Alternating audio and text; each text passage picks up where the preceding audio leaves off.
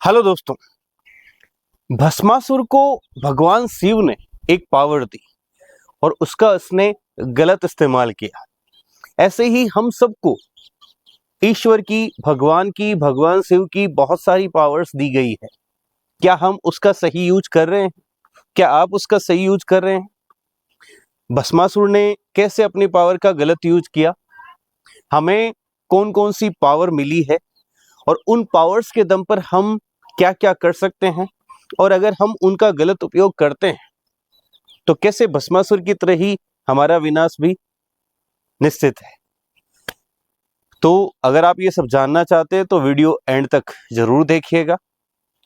दोस्तों, सावन का महीना है, भगवान शिव का महीना चल रहा है, और आज कहानी में जो लाया हूं और जिन शक्तियों की बात कर रहा हूं वो हम सबको कहीं ना कहीं भगवान शिव के द्वारा ही मिली हुई है, ईश्वर के द्वारा ही मिली हुई है। और कैसे गलत वरदान की वजह से जो भस्मासुर है वो भगवान शिव के लिए ही मुसीबत बन गया, समस्या बन गया। और ऐसे ही जब हम अपनी पावर्स का गलत यूज करते हैं तो वो पावर्स हमारे लिए कैसे मुसीबत बन जाती है। तो आइए समझते हैं इस बात को। तो सबसे पहले तो भगवान शिव के इस महीने, सावन के महीने की आप सबको बहुत बहुत शुभकामनाएं। भगवान शिव आप सबका अच्छा करें, आप सबका भला करें, और आप सब जिंदगी में सफल हो, उन्नति हासिल करें, जो चाहें वो आपको प्राप्त हो। तो बात करते हैं भस्मासुर की। भस्मासुर एक असुर था, जैसा कि नाम में है ना, भस्म प्लस असुर। एक दैत्य, एक असुर था जिसने भगवान शिव से अमृत तत्व का वरदान मांगने के लिए तपस्या की, यानी अमरता के लिए तपस्या की। उसने कई सालों तक कठोर तप किया। आखिरकार भगवान शिव उस पर प्रसन्न हुए और जब वो आए तो उसने अमरता का वरदान मांगा। तो भगवान शिव ने कहा कि अमरता का वरदान तो संभव नहीं है, ये किसी को नहीं दिया जा सकता, तुम कोई दूसरा वरदान मांग सकते हो। तब भस्मासुर ने दिमाग लगाया। उसने कहा कि भगवान शिव, मैं चाहता हूं कि मैं जिस पर भी अपना राइट हैंड, दायां हाथ रखूं ऊपर सर पर, वो भस्म हो जाए। तो भगवान शिव ने कहा तथास्तु। तो जब ऐसा कह के भगवान वापस चले गए तो जो भस्मासुर है वो कहीं जा रहा था, कैलाश पर गया भगवान शिव से मिलने। तो उसने वहां पर, ऐसा कहते हैं कि माता पार्वती को देखा, जो उसे बहुत ज्यादा आकर्षक लगी, बहुत ज्यादा सुंदर लगी। वो कहीं ना कहीं उनको पाना चाहता था। तो जब उसको पता चला कि ये माता पार्वती भगवान शिव की अर्धांगिनी है, पत्नी है, तो उसने सोचा क्यों ना मैं शिव जी को ही भस्म कर दूं।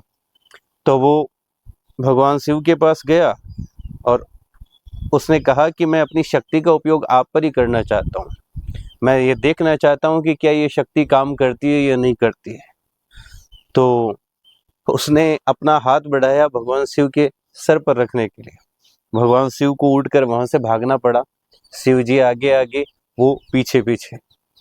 तो वहां पर शिव जी, क्योंकि खुद जिसको वरदान दिया है उसको वो नहीं मार सकते थे, मारना नहीं चाहते थे, इसलिए उन्होंने भगवान विष्णु को याद किया।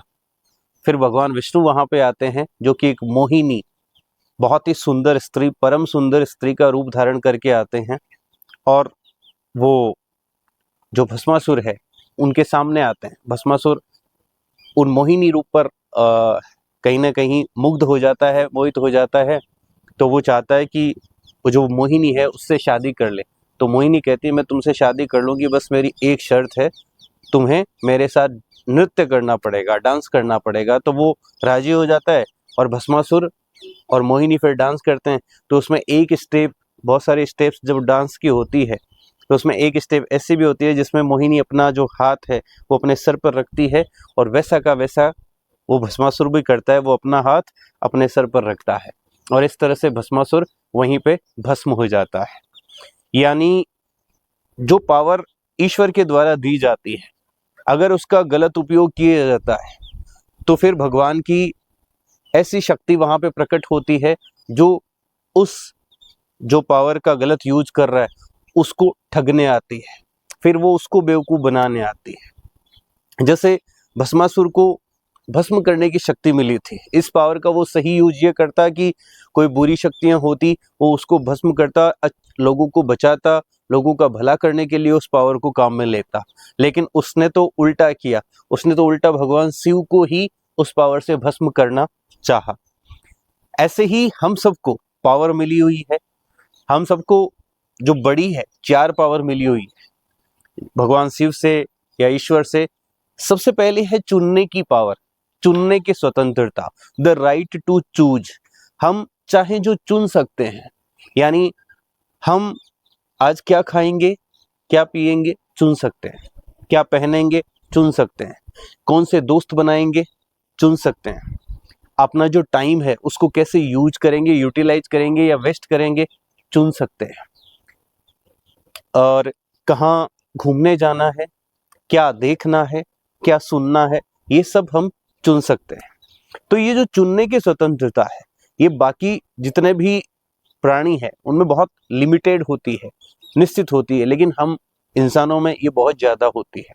तो ये चुनने की स्वतंत्रता हमें मिलती है अगर हम इसका गलत यूज करते हैं, यानी हम हमेशा वो ऑप्शन चुनते हैं जो कि कहीं ना कहीं हमें आलसी बनाते हैं, हमारा टाइम वेस्ट करते हैं, जो हमें यूजलेस बनाते हैं, तो हम फिर विनाश की ओर जाते हैं।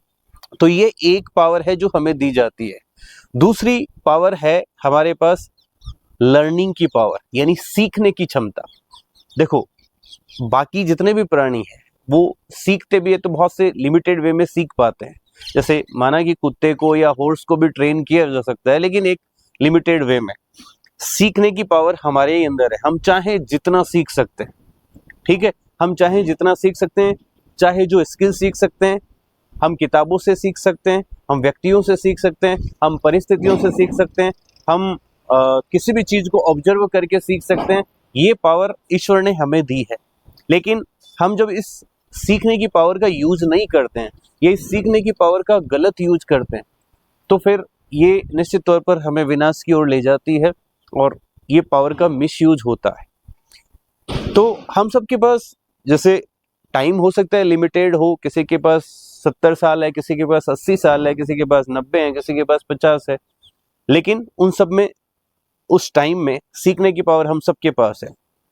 हम हर सब्जेक्ट पर, हर चीज पर, सिर्फ स्कूलों में ही या कॉलेजों में ही सीखना नहीं होता है, इसके अलावा हर सब्जेक्ट पर आज किताबें हैं, हर सब्जेक्ट पर आज कोर्सेज हैं, हर सब्जेक्ट पर आज वीडियोज हैं, और लोग एक से बढ़कर एक ज्ञानी हैं, उनसे सीख सकते हैं। ठीक है, खुद के एक्सपीरियंस और परिस्थितियों से सीख सकते हैं, ना कि उन परिस्थितियों और जो चीजें हैं उनको सिर्फ दोष दें।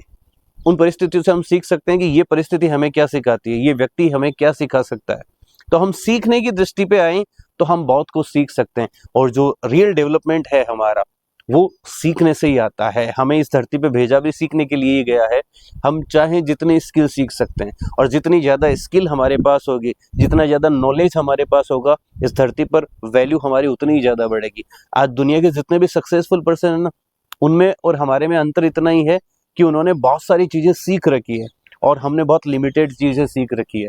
इसीलिए वो आज जो टॉप 1% या टॉप 10% लोग हैं वो दुनिया के मालिक बनकर घूमते हैं, क्योंकि उनके पास बहुत सारा नॉलेज है, बहुत कुछ उन्होंने सीखा है और उसको इम्प्लीमेंट किया है अपनी लाइफ में। हो सकता है हमारे पास भी ऐसा नॉलेज हो जिसको आज तक हमने इम्प्लीमेंट ही नहीं किया, या हम हमारे टाइम का यूज़ नहीं कर रहे हैं, और हम एक लिमिटेड चीज़ें सीख के स्टक हो चुके हैं। और हर चीज़ में फिर हम ये जानते हैं, इस चीज़ का चोला ओढ़ लेते हैं कि हमें सब कुछ आता है, हमें अब सीखने की ज़रूरत नहीं है, और यही फिर ये चीज़ जो है विनाश की ओर ले जाती है। तो हमारे पास चुनने की स्वतंत्रता है, हमारे पास सीखने की स्वतंत्रता है, और तीसरी हमारे पास कर्म करने की स्वतंत्रता है। ये बहुत बड़ी पावर हमें मिल रखी है जो कि ईश्वर ने हमें दी है, कर्म करने की स्वतंत्रता। हम 3 प्रकार से कर्म करते हैं। मन, यानी हम थॉट के साथ सोच सकते हैं, वचन यानी वाणी के द्वारा, और कर्म यानी हमारे एक्शंस के द्वारा हम कर्म करते हैं। हाथ पाँव से या जो भी एक्शंस है, क्रियाओं के द्वारा हम कर्म करते हैं। तो ये कर्म करने की स्वतंत्रता सिर्फ इंसान को मिलती है, बाकी प्राणियों में नहीं होती है। तो सबसे पहले तो ये ईश्वर की कृपा है कि उन्होंने हमें इंसान बनाया, बाकी कहीं कीड़े मकोड़े बना देते, छिपकली या बिच्छू बना देते तो आज कहीं रेंग रहे होते। लेकिन इन्होंने इंसान बना दिया, ऊपर वाले की ये सबसे बड़ी कृपा है, उन भगवान शिव की, भगवान ईश्वर की ये कृपा है कि उन्होंने हमें इंसान बनाया। और इंसान के पास सबसे बड़ी पावर होती है कर्म करने की स्वतंत्रता। अब हम हमारी थॉट यानी जो सोच है उसमें लोगों का बुरा सोच सकते हैं, अच्छा सोच सकते हैं, अपना बुरा सोच सकते हैं, अपना अच्छा सोच सकते हैं, अपनी वाणी द्वारा लोगों को बुरा कह सकते हैं, उन्हें बैड फील करवा सकते हैं, अच्छा फील करवा सकते हैं, अपने कर्मों द्वारा, एक्शंस द्वारा लोगों का बुरा कर सकते हैं, अच्छा कर सकते हैं। ठीक है, तो ये हमारे पास स्वतंत्रता है।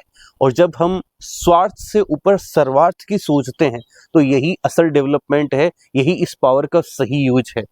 तो अगर हमें इस पावर का सही यूज करना है तो हमें डेली बेसिस पर हमारे माइंड को यानी हमारी सोच को इस तरह से ट्रेन करना है कि ये सबका अच्छा सोचे।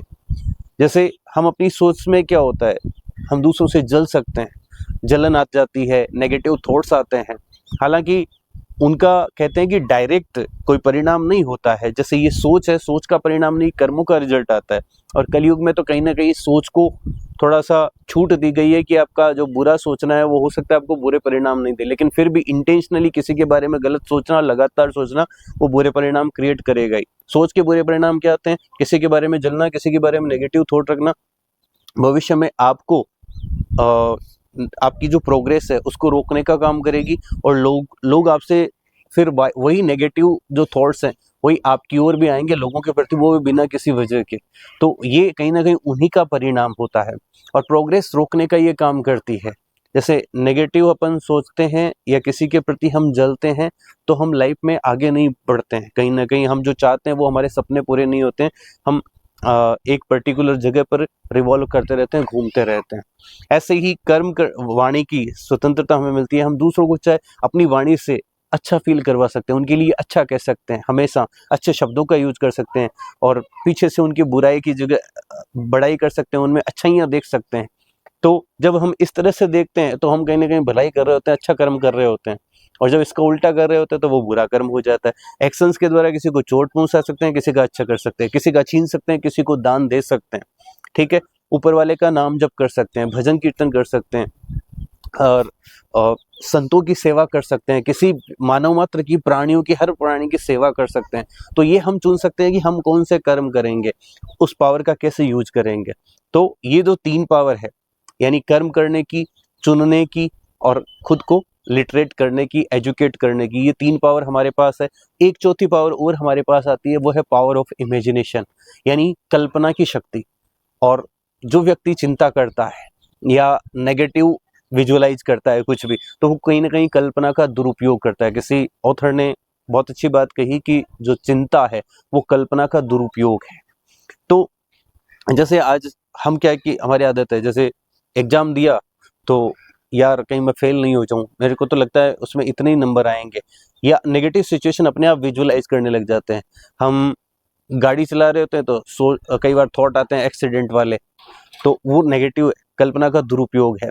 ऐसे ही लाइफ में जैसे कोई भी सरकमस्टांस हो रही है उसमें जबरदस्ती नेगेटिव ही विजुअलाइज करना, चाहे कुछ भी हो, इवन सुबह रात को सपने देखने से रिलेटेड हो, दिन में ही सपने देखने से रिलेटेड हो, अंधेरा हो जाए तो उसमें कहीं ना कहीं हमारे दिमाग में भूत की ही छवि पहले आती है, भगवान की नहीं आती है। हम यही सोचते हैं कि यार ये जो जो आकृति दिख रही है ये भूत होगा, तो वहां पर हम ये भी तो सोच सकते हैं ये भगवान होगा, ये कितनी कोई इंटरेस्टिंग आकृति होगी, इससे हम क्या सीख सकते हैं कितनी। लेकिन कल्पना जो हमें मिली है, हम उससे चाहे जो ड्रीम देख सकते हैं और उन ड्रीम्स यानी हम अपने आने वाले भविष्य की मूवी देख सकते हैं, एक अच्छी मूवी क्रिएट, हम चाहे जिससे कल्पना कर सकते हैं, हम चाहे जैसा फ्यूचर देख सकते हैं अपने दिमाग में। और कहते हैं कि जैसा हम अपने दिमाग में जैसी रील चलाते हैं, जैसी मूवी चलाते हैं, वही हम अट्रैक्ट करते हैं, वही हमारे रियल लाइफ में आती है चीज़ें। तो हम अगर कल्पना का दुरुपयोग करते हैं तो बुरी सिचुएशंस को अट्रैक्ट करते हैं, और कल्पना का सदुपयोग करते हैं और अच्छी चीज़ें इमेजिन करते हैं तो वही अट्रैक्ट करते हैं। अब आपके पास है कि इस शक्ति का आपको कैसे उपयोग करना है। तो आज मैं 4 शक्तियों के बारे में बता रहा हूँ। चुनने की स्वतंत्रता, हम सही चुनें। सीखने की स्वतंत्रता, हम सीखें, सही चीजें सीखें और कम से कम सीखें। और तीसरा कर्म करने के स्वतंत्र, हम अच्छे कर्म करें और कल्पना करने की, सही चीज़ों की कल्पना करें, अच्छी चीज़ों की कल्पना करें, अपने आप को ट्रेन करें कि हम सही चीज़ देखें, कल्पना में नेगेटिव चीज़ों की कल्पना ना करें, ठीक है, नेगेटिव चीज़ों के बारे में ना सोचें। तो इस तरह से जो भस्मासुर ने जो गलती की थी, यानी जो उसको पावर मिली थी, उसने उसका दुरुपयोग किया मानव मात्र पे, यानी शिव पर ही उसका दुरुपयोग किया जिससे उसको शक्ति मिली। और हमारे हिसाब से जो मानव मात्र है वो सब शिव, भगवान शिव का ही रूप है, हम भी शिव का ही रूप है। तो हमें जो शक्तियां मिली है, तो हम जो बाकी मानव मात्र है या प्राणी मात्र है उनके लिए सदुपयोग करें और हमारे लिए भी सदुपयोग करें। तो वो पावर हमारे विकास के लिए, चाहे वो भौतिक विकास हो, चाहे आध्यात्मिक विकास हो, चाहे इस धरती पर हमें अपने सपने पूरे करने हो, चाहे हमें स्वर्ग पाना हो या कुछ भी पाना हो, मोक्ष पाना हो, सारे सपने इनसे पूरे हो सकते हैं। तो आप भस्मासुर वाली गलती मत कीजिएगा और जो आपको शक्तियां मिली है उनका सदुपयोग कीजिएगा, उनका राइट यूज कीजिएगा। तो अगर ये बातें आपको पसंद आई तो वीडियो को लाइक कीजिएगा, शेयर कीजिएगा, चैनल पर आप नए हो तो सब्सक्राइब कीजिएगा, और कोई सजेशंस है, कोई क्वेश्चंस है वो कमेंट बॉक्स में जरूर मेंशन कीजिएगा। बहुत ही जल्द काउंसलिंग पोर्टल में ला रहा हूँ जिससे आप अपने क्वेश्चन मुझे डायरेक्टली पूछ पाएंगे, हम बात कर पाएंगे डायरेक्टली। तो तब तक के लिए थैंक यू वीडियो पे आने के लिए, देखने के लिए और मुझसे जुड़ने के लिए। ऐसे ही जुड़े रहिएगा।